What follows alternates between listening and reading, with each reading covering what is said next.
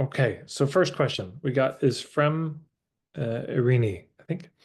So my name's Irini. I'm a sound and voice therapist with a small business called Starshine Sound and Voice Sanctuary. I mainly work online facilitating group sound and voice sessions, sound baths, and one-to-one bespoke journeys. So far, with no particular niche, but I can see the value of niching. So question number one, what do you think of this niche? Great. That is a useful question. I can give feedback on a niche. Okay, and then the question number two is one of my offerings is okay, there's a certain kind of session. Okay, well, here's my thoughts on the niche. So what is written is, okay, well, let me actually do this in this way so that you can all sort of see it as it goes.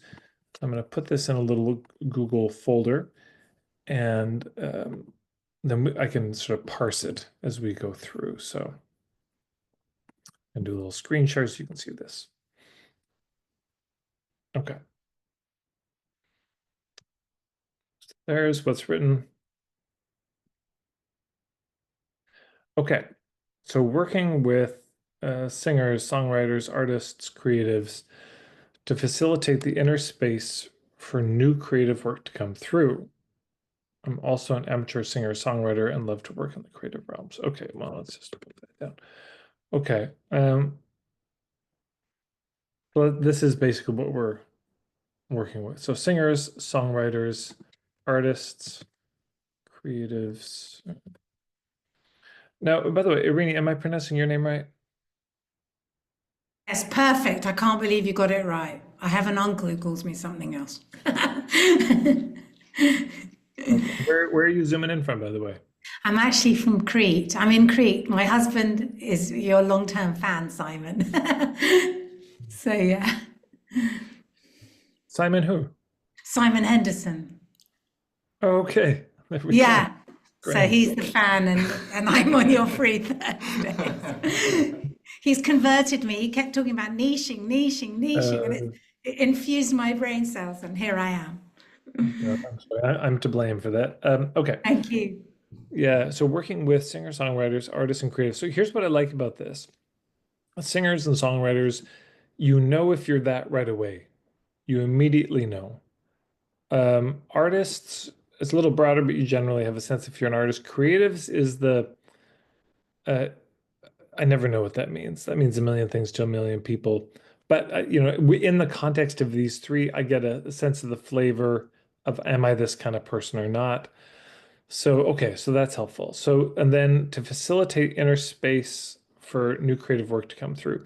So, I would say this is when I'm looking at um, one way of looking at articulating niche. This is the who, right? This is the kind of demographics, psychographics. This is like basically who we're talking about at a nuts and bolts level. And then this is what I would call this is island C. Yeah. Yeah, but so what I'm missing here is what's island A, and island A is the symptom, the problem, the pain that they don't want. Mm. And what's island B, which is the result that they're craving. There's something they're yearning for. Mm. What I hear is this is what you think well, it's interesting.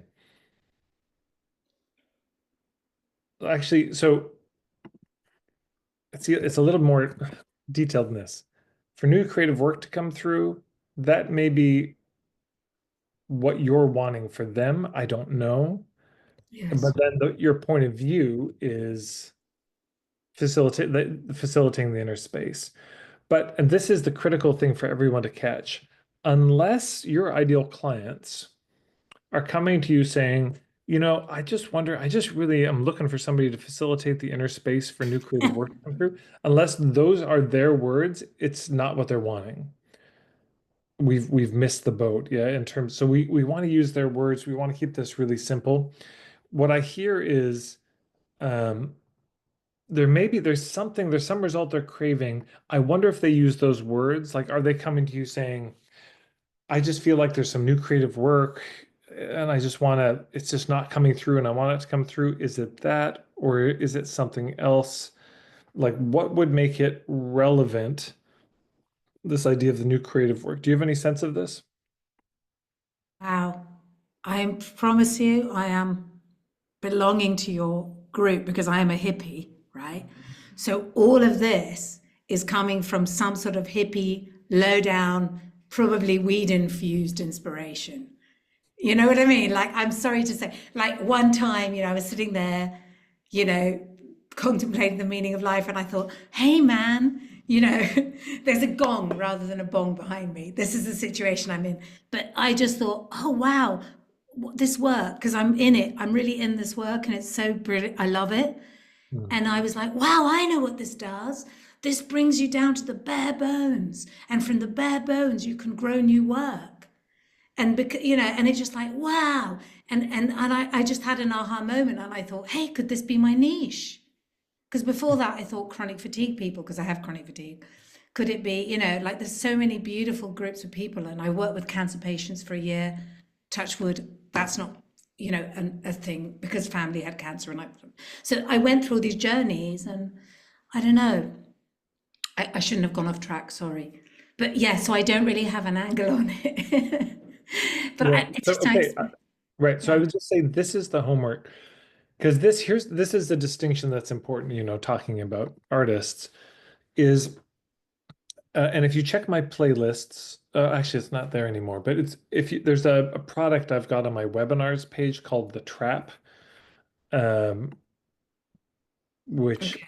I'll just point this out so you all know in case you're interested later. But I go into this a lot here, and there's a lot of resources on this here, marketingforhippies.com/webinars. But the idea is that there are two archetypes that we mostly struggle with. One is the artist, and the other is the entrepreneur.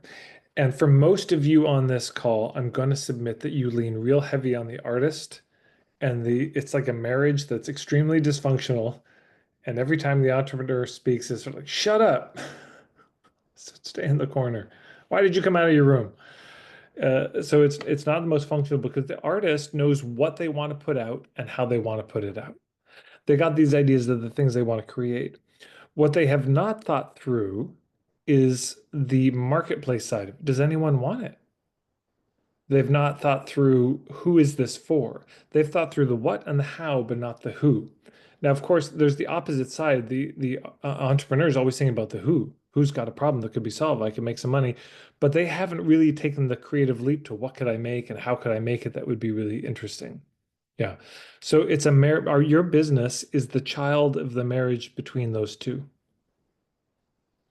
And so got to be a healthy marriage. And the lack of island, like an entrepreneur, they would know the island A and island B, boom, right away, that archetype. But they might not have a really interesting point of view. They might not have thought beyond that. And they really haven't thought about how to make it beautiful and exciting and well designed. So that's the homework is to think about this. Okay, if we've got these singer-songwriters, artists and creatives, and let's just say, and here's the question for everyone to think about if you find yourself in a similar conundrum. So what you know is, like in this case, they don't have enough space inside or enough access to certain spaces inside themselves. There's some block in their inner space or something kind of missing in their inner space that's resulting in they're not putting out new creative work. And you know that this is what it's about. So then the question is, okay, if that diagnosis is true, what are the likely symptoms of that? So if somebody's blocked up inside, as an artist or creative or singer-songwriter, what are the likely symptoms? Right? And we get very specific. It's not sensations, it's situations. So it's like maybe they've got they're sitting like you could draw it like they're sitting there, there's an empty notebook with no ideas in it. They've got their guitar and they're just sitting there, or they've got a bunch of half-written songs, or Yeah. they that kind of thing. Like what are the Repeating things. That's one of the key things, because I did a songwriting mentoring thing, and I'm friends with songwriters. It's that whole repetition. You tend to do the same thing over and over again. Hope, sorry, I interrupted you, Tad, at that. it's all right. Okay, great. So Yeah, like my work is becoming stale. Like I can tell it's becoming derivative. It's all the same, and I'm not inspired by it anymore, right? Those are the kinds of symptoms. People are getting tired of it. People are like, oh yeah, we've heard this from you before, and it's not interesting to you. That's the kind of thing we want to articulate. Again, the Island A, it's a symptom. They're aware of it. Island B, as a result, they're craving that they are aware of. If you're a service provider, and I know that most of you are, almost all of the niching comes down to this. And the pro tip, if you've really got it nailed, you can articulate Island A in 3 words and Island B in 3 words. Yeah, in such a way that your ideal client would hear it and say, that's me. 3 words, not like, tired, achy, sore. It's not necessarily that 3 separate words, but like could be going bald. There we go. 2 words. Men going bald. 3 words. We got it. And you see what I'm saying? In 3 words, we've got a very clear sense of what this is. Men regrowing hair. 3 words or something. Or a full head of hair. 4 words. Boom. We've got it really clear. So from their standpoint, if you were to ask your ideal client, look, here's a magic wand, whatever you want, like whatever problem you have, I can wave this and solve it. Whatever result you're craving, I can wave this and you'll get it. But here's the catch. You got to do it in 3 words. And I won't do any tricky genie stuff where you get screwed. Like you're going to get the thing you really want, but you have to be able to articulate it in 3 words. What is your biggest problem in 3 words? They could do it. It seems impossible. Like, how could I distill it into 3 words? It's because you're not them. Because you're thinking as the practitioner outside. You're thinking as the coach from outside. But from their internal standpoint, they can absolutely articulate it. Yeah. So there we go. There's some homework. I'm not going to go to the second question, but Thank you very much. Thank you. hey, you're welcome.